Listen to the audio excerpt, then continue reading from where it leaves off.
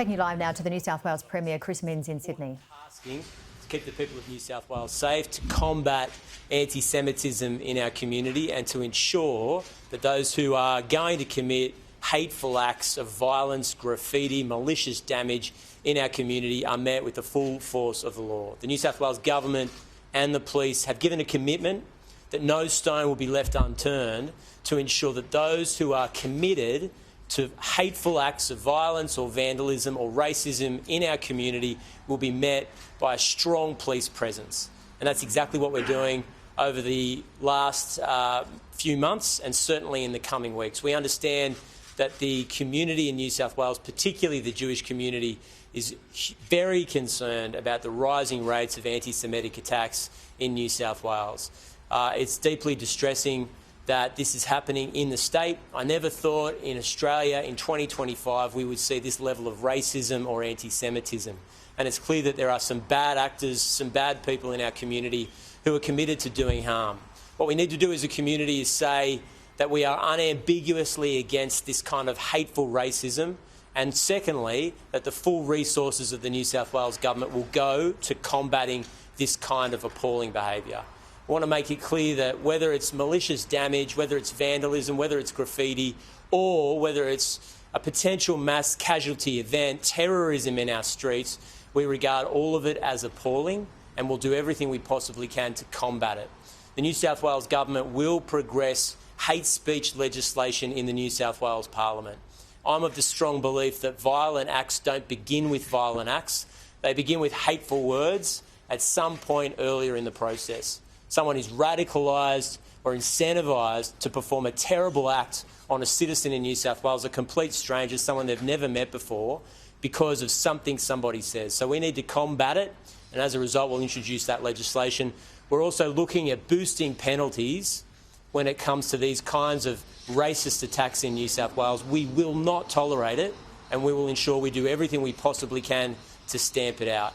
Two messages are hugely important here. Number one, there was another arrest yesterday evening for somebody who is accused of displaying a Nazi symbol in the eastern suburbs in New South Wales. This individual was caught in the act. I think it's a demonstration of how active, persistent and present New South Wales police are right throughout the city, but particularly in Sydney's east.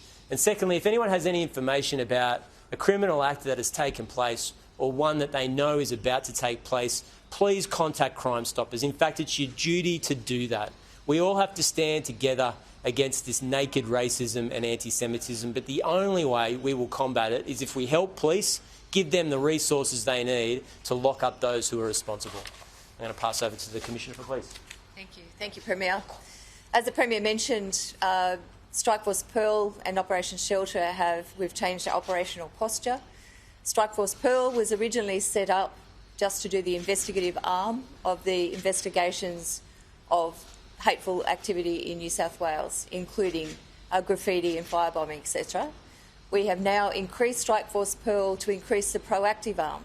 And what that means is additional resources from specialist areas will supplement the proactivity activity in areas that need it. Strikeforce Operation Shelter will still manage protest activity in the city. But the shift is that the proactive arm will go under Strikeforce Pearl, because the activity that comes out of those proactive operations needs to be married with the investigation to ensure that any arrests, any intelligence neatly melds with the investigation to make sure that we continue to identify those involved and arrest those people involved and bring those people before the courts. As the Premier mentioned, there was an arrest of a 37-year-old male yesterday in the Eastern Beaches area. Police identified that person who was carrying implements soon after the event. He's been charged. He's now before the court. So we continue our activity. We continue our proactivity. We're out there every night, every day. We have changed our posture to reflect the concerns in the community, particularly as school starts back, that we're increasing patrols around schools, particularly as kids come and go from school, to assure the community we're there to support New South Wales Police Commissioner Karen Webb there in Sydney alongside the New South Wales Premier Chris Minns.